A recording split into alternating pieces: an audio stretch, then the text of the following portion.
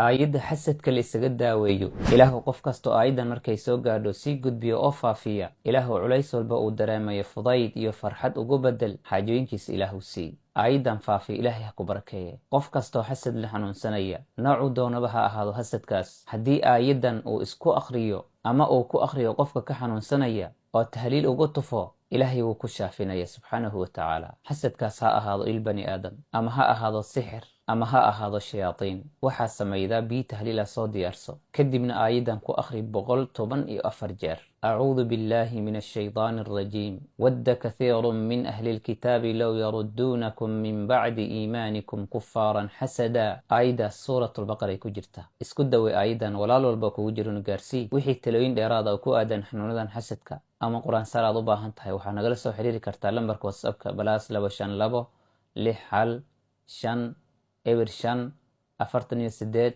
eber 8.